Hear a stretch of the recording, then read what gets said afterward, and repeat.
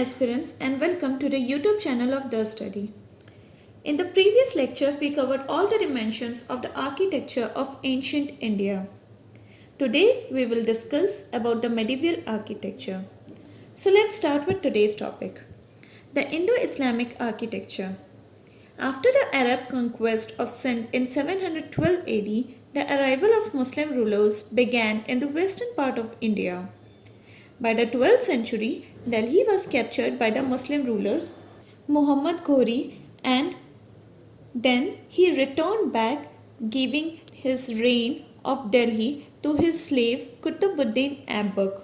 It is from here that the medieval era began in the history, and in the coming time there was a massive change in Indian architecture. In fact, during this period, new elements reflecting the interests and preferences of the new rulers incorporated into their architecture by the local architects and artisans.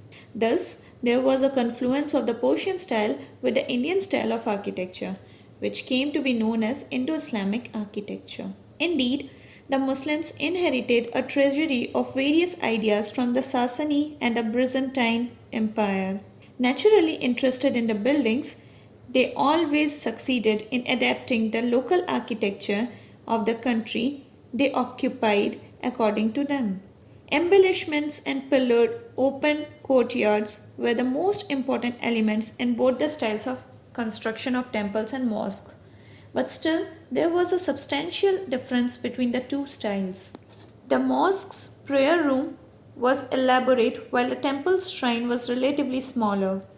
The mosque was effulgent and open while the temple was dark and closed. The difference in the design of the temple and the mosque can be understood through the difference in the manner of worshipping. In fact, the sanctum sanctorum were built in a temple to install the idols of gods, and huge buildings were built for worshippers. But according to the method of worship in Islam, a huge chamber was built together for the offering of namaz, the western end of which was facing towards Mecca in mosque. There is a niche in the middle of the wall behind the namaz chamber called the arch or mihrab, which tells the direction of offering the namaz, that is Qibla. The platform or mimbar was constructed on its right, is that of the imam leading the namazis, one who are to offer namaz. Near the Qibla wall, a box of wooden frame that covers from all four sides was kept, called maksura. This was made over there. Near the Qibla wall, a box of wooden frame that covers the all four sides called maksura was made. It used to be a reserved place built for the purpose of protecting the Sultan for prayer. Initially, Muazzin used to call for prayer azan from a tower or minaret, which later became a part of the architecture. A portion of namaz chamber was set aside for the women who used to wheel. The main entrance of the mosque is in the east direction and is surrounded by a roofed path to walk around it, which is called Liwan. A cistern is built to wash hands and feet in the courtyard of the mosque. You must have noticed that not only new methods and principles were adopted in this style of architecture, but it also reflected the religious and social needs of the Muslim class. Islamic architecture was based on arches, mihrabs, arch ceilings called mihrabi ceilings, and domes, pillars and tin towers. In India, this Islamic style merged with the Indian architectural style, which led to the development of a new style of architecture. Let's quickly have a look at its key features. The major features of Indo-Islamic architecture is the beautiful coordination of timber craftwork and mihrabi dome art. Mihrabs and domes were used prominently in this art.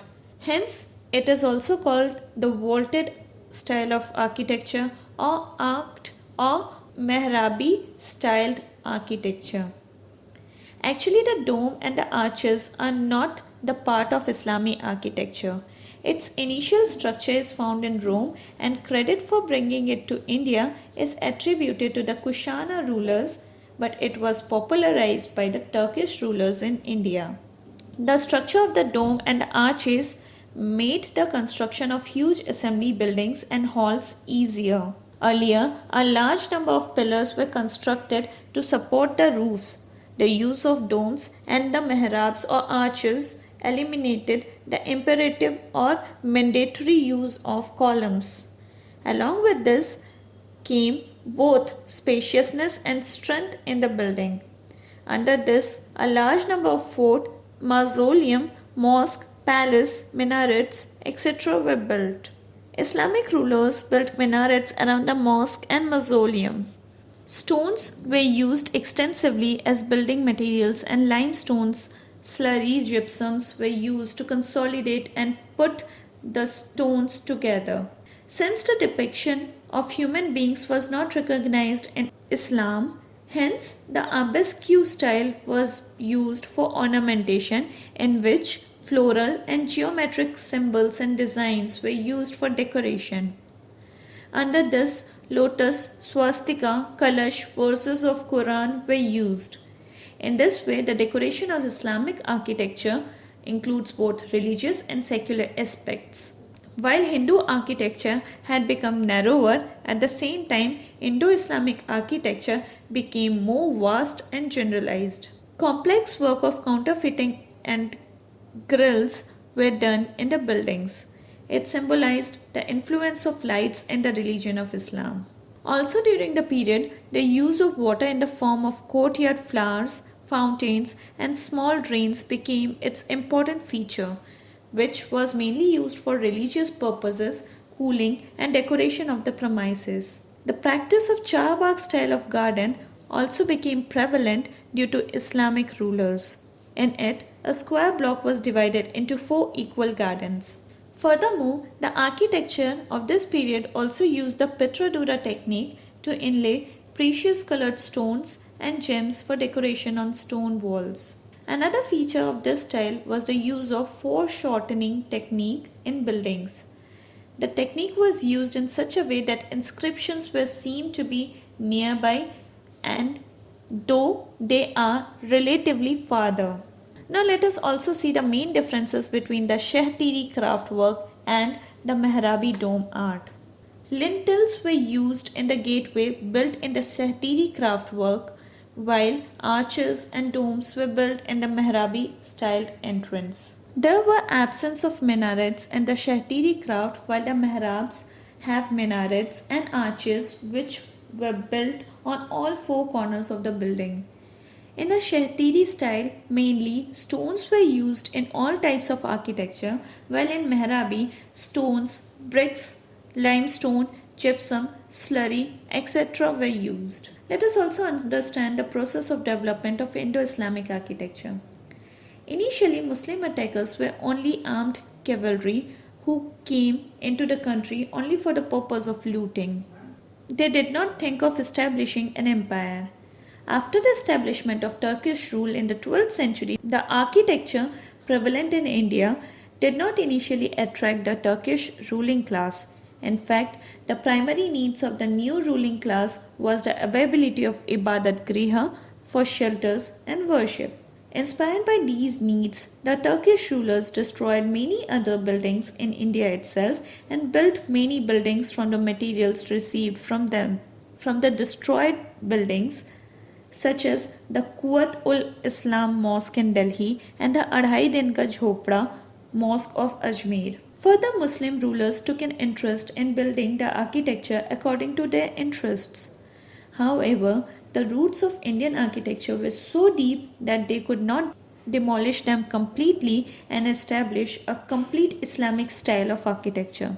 Further, as the roots of Turkish rule deepened in India, the field of architecture diversified and the signs of its gradual coherence in Indian style began to emerge. Now, in the field of architecture, such buildings were being constructed which propagated the greatness of the power and culture of the new ruling class. In the Sultanate period, religious buildings like mosques and ibadat khanas were also built. Also, various social works were done within them. The impression of various dynasties is clearly visible in the Sultanate architecture. The reason for this is that these buildings were built under state patronage. That is why the likes and dislikes of the rulers of each dynasty were reflected in them. On this basis, one can understand the Sultanate architecture by dividing it into a period of slave dynasty, Khilji dynasty, Tughlaq dynasty, and Lodi dynasty. The basic feature of the building constructed in all these periods remain the same, but their